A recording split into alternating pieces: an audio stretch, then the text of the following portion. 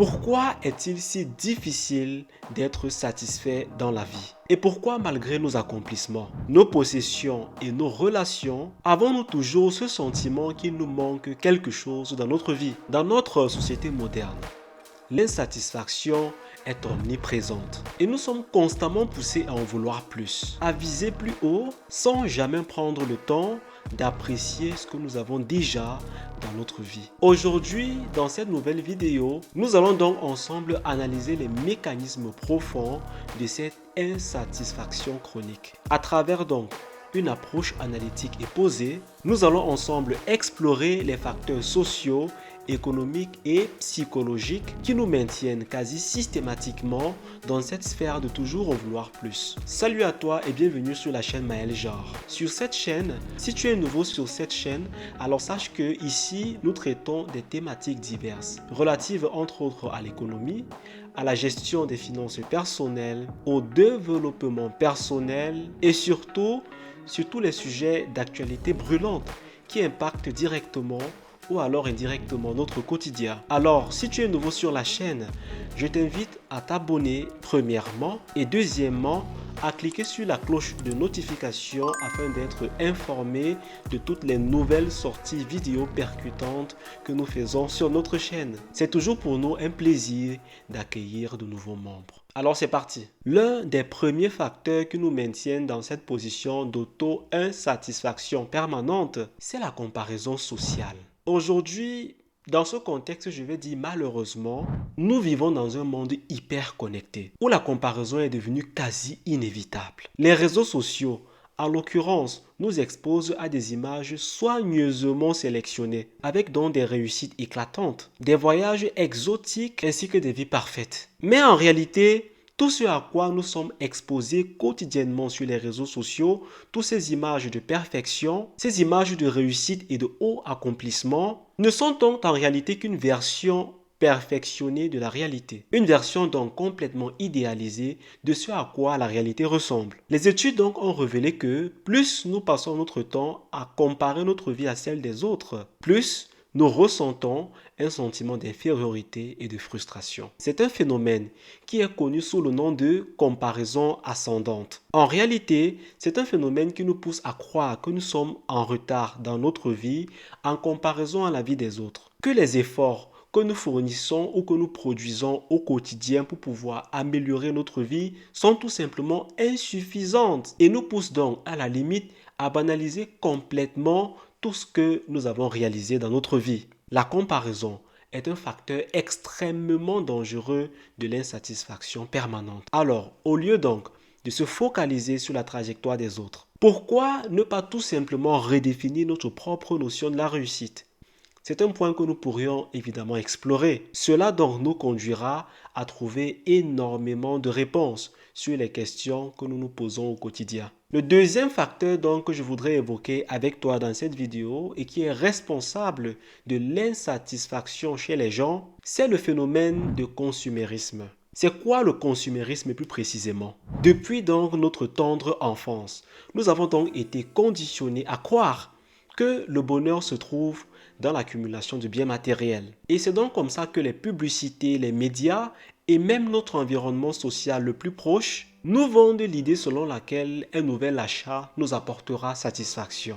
Mais il faut savoir que ce phénomène repose sur un principe donc simple. Plus nous faisons l'acquisition des choses et plus nous nous habituons à ce cycle de fonctionnement dans notre vie. Ce concept est encore appelé adaptation hédonique. C'est un concept donc qui nous permet donc de comprendre pourquoi la joie procurée par une nouvelle acquisition, comme par exemple un nouveau téléphone, une nouvelle voiture, une nouvelle maison, ne nous procure en réalité qu'un sentiment de satisfaction temporaire. Nous nous acclimatons donc assez rapidement à toutes ces nouvelles choses que nous avons obtenues et le sentiment donc d'insatisfaction se crée aussitôt. Le troisième facteur donc capital qui justifie l'insatisfaction courante chez les gens, c'est le phénomène de l'injonction à la réussite. Dès notre plus jeune âge, nous avons été conditionnés à une dure réalité.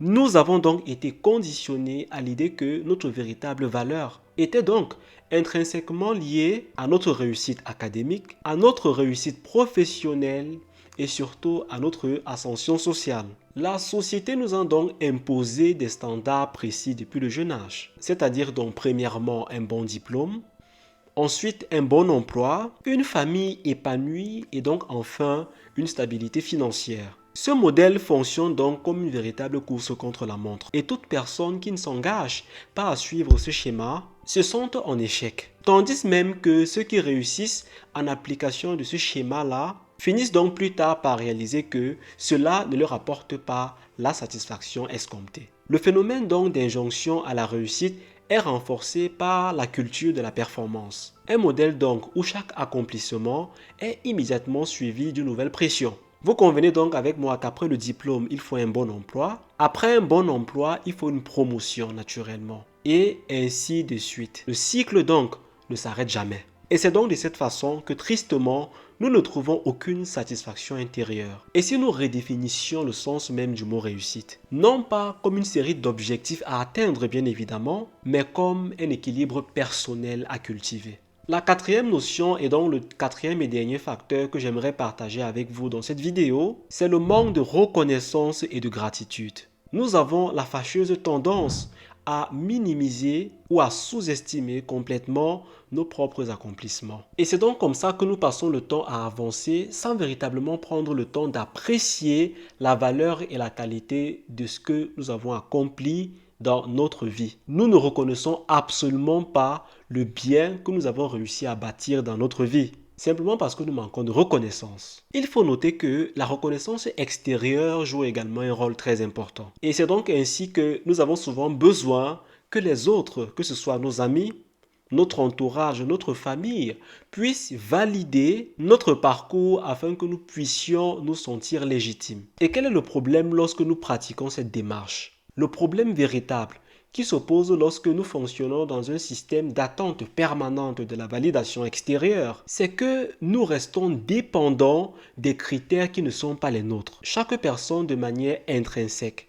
a des critères propres qui lui permettent de pouvoir évaluer les différentes actions qui ont été menées ou si vous voulez les différents accomplissements qui ont été menés par la personne dans la vie. Et lorsque donc nous attendons la validation extérieure, puisque les autres n'ont pas les mêmes critères d'évaluation de ce qui nous définit, c'est donc comme ça que nous pourrions facilement nous retrouver dans des situations d'extrême insatisfaction. Alors, il faut apprendre à évaluer avec ses propres critères, avec ses critères personnels, les critères qui nous correspondent vraiment, des critères qui sont en accord avec la personne que nous sommes, des critères qui sont en accord avec notre passé, avec notre histoire, et non pas au travers du regard des autres, qui eux ont un passé et une histoire complètement différente de la nôtre, avec des aspirations tout aussi différentes. Les neurosciences n'ont eu de cesse de montrer que l'autogratitude est l'un des leviers les plus importants du bien-être mental. Alors donc, prendre le temps d'apprécier ce que nous avons déjà dans notre vie, au lieu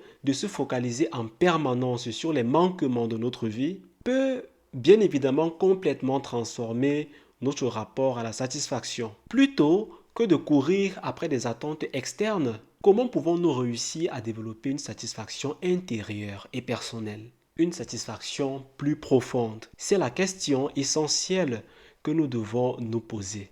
Les amis, l'insatisfaction, bien souvent, est le résultat d'un conditionnement social et psychologique qui nous pousse donc bien évidemment à toujours en vouloir plus. Et pourtant, il est donc possible de sortir de ce schéma problématique en adoptant un regard différent sur notre vie. Alors donc, pour commencer, nous devons donc premièrement réduire notre exposition à la comparaison sociale. Ensuite, donc, remettre en question la culture du consumérisme, redéfinir notre propre vision de la réussite et enfin, cultiver un véritable esprit positif de gratitude. La satisfaction véritable ne dépend ni de nos possessions, ni de la validation des autres, mais de votre capacité à vivre pleinement chaque instant de votre vie. La leçon avec laquelle il est important d'en ressortir, c'est qu'il faille apprendre à se satisfaire de ce que nous avons dans notre vie, tout en aspirant modérément, bien entendu,